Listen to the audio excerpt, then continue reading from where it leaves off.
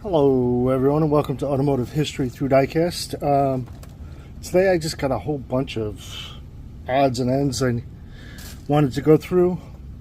First off, I got these recently and I really like them. I think what I like about this is it reminds us that these are toys. These are for having fun, to remind us of our childhood. They're stackable. I'm sure everyone's seen them, but I just think they're cool. It brought a smile to my face, you know, and that's reminds me of what this hobby is about, I guess. All right, we got some stuff we'll open, some stuff we won't. I got a couple of these. As you know, I also collect Garbage Pail Kids. So this was fun because Karate Kid and the car, definitely, I talk about it all the time. One day I'll have the room, but I want to make like a pop culture wall with all of my pop culture. So this checks off 3 diecast cars, Karate Kid movie, and Garbage Pail Kids. So it's like the trifecta. I got another one, and of course these have to stay in the package, otherwise they kind of defeat the purpose of all of it. But this is Sawyer Anything from Sing Anything. Was a very popular movie. The car's okay. I don't think the car was in the movie. I'm not sure. But like I said, just kind of cool in the pop culture wall. We have this I picked up. I really like what Hot Wheels is doing with his moving parts Bronco. I am looking for the iconic one, the red and yellow. It's black with the red and yellow, the very typical, like what you think of when you think of these 70s Broncos. So open that up. I had to purchase this. I could not find it. Is one that probably should stay on the card. It's pretty cool, but I will open it and put it in the collection with the rest of them. I got this on a Facebook auction. Johnny Lightning diecast model. You know I love my 70 Camaros. It's going to stay in the package. It'll go with my 70 Camaro collection. Like a display, but I guess you could take it all apart and build yourself a little 70 Camaro. But I like it in the package. It's going to stay like that for a while.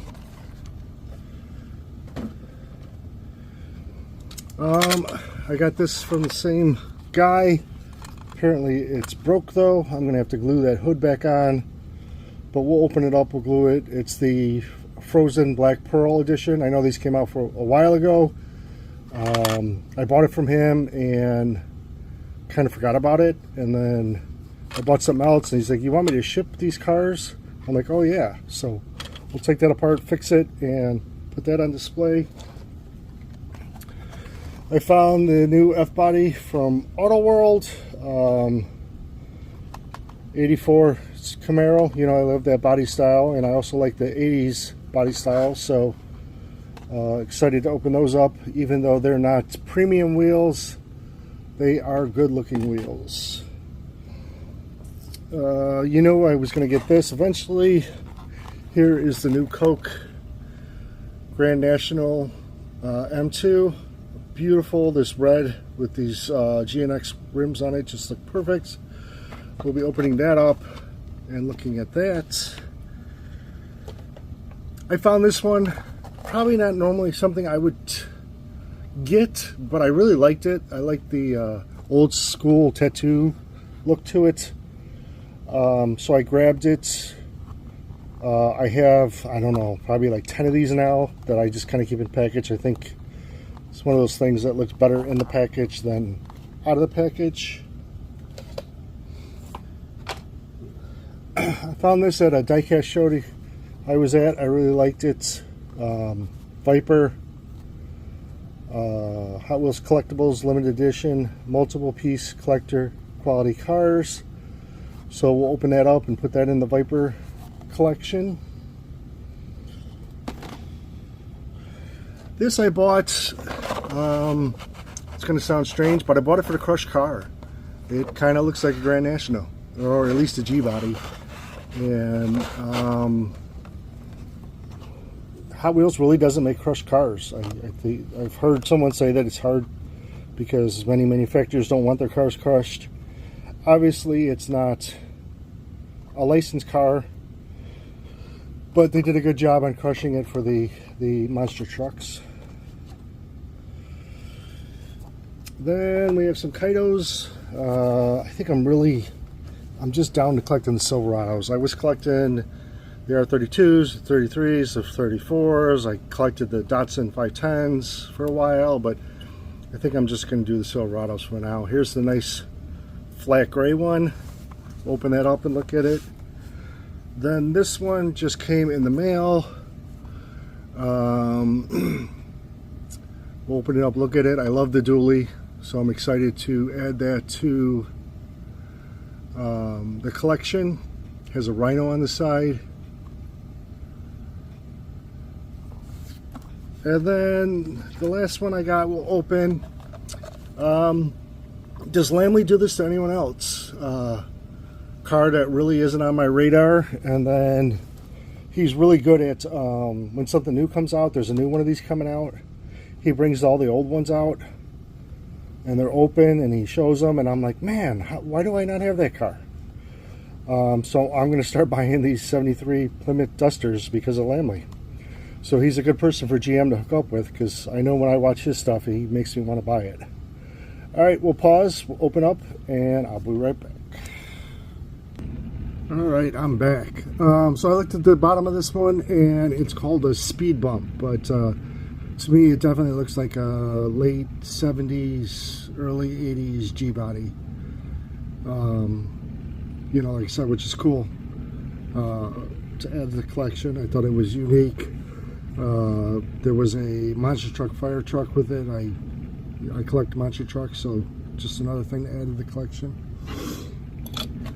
Here is that Bronco. I have the blue one already.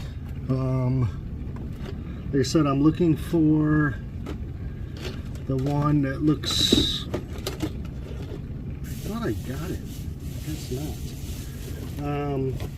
The one that looks like the traditional 70s Broncos. The black with the orange and yellow stripes going through it.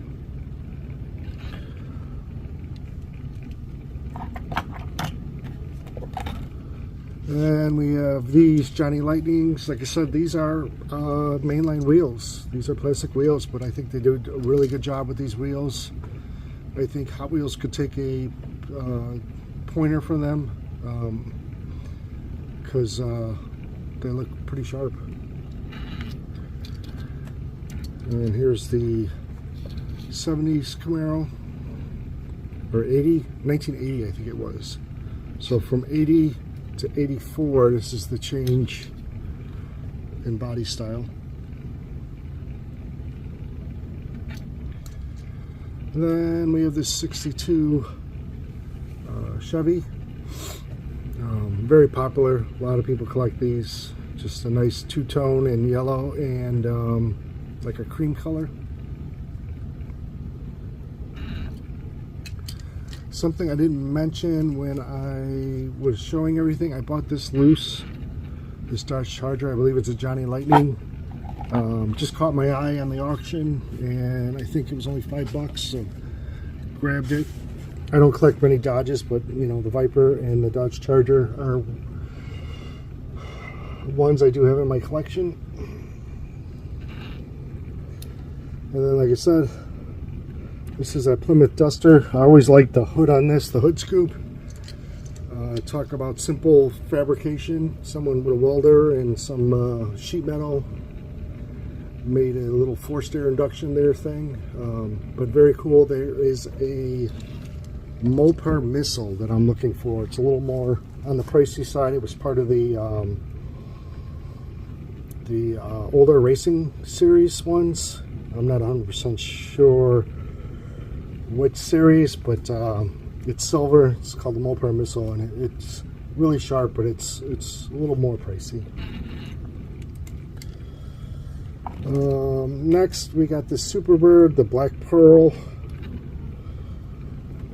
I had to glue the hood. Oh, cat here. I had to glue the hood, but the sparkle on it's pretty sharp. Figured now would be a good time, since we're talking about Superbirds or Daytonas. Here's something I've been messing with. Still work in progress. I got a lot of sanding to do, but it makes me wonder how far is too far. I think it's cool. I know it's not for everyone, but I've been wanting to do a wide body Daytona for a while. I tell you, Jacquard Diecasts makes this look easy. This is not. I've been working on this for a long time. I don't know how many times I've added filler and sanded and added more and sanded.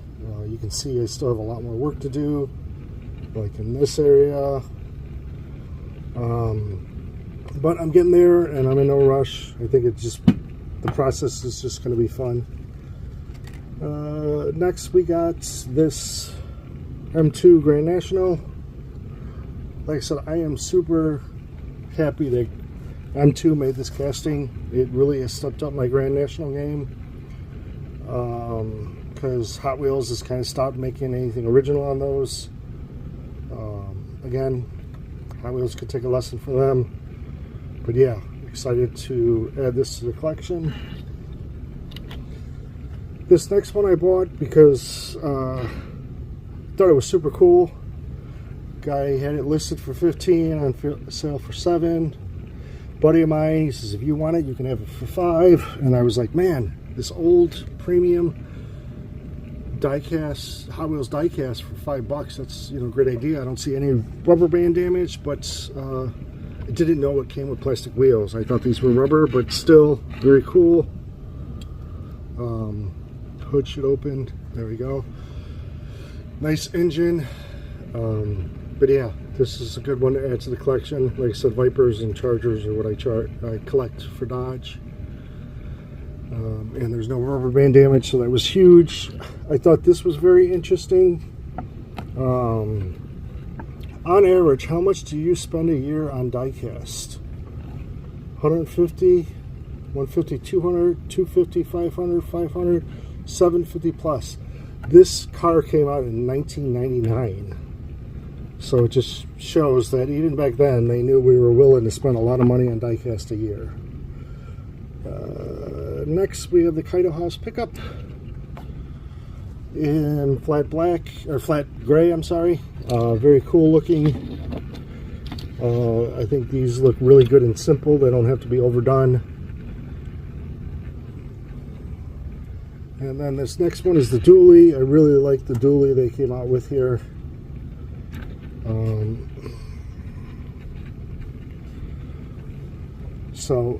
And then I have to look into it. I don't know who this EX Diecast is, but it's a collab with them. When I'm doing the editing, I'll look it up. If I find something, I'll add it to the screen here. But something with this Rhino and the EX Diecast. I'm not sure. But like I said, I'll look it up and we'll see what we can figure out on that. Alright, well that's what I got for today. Appreciate you stopping by. Please like and subscribe, and I'll see you on the next one.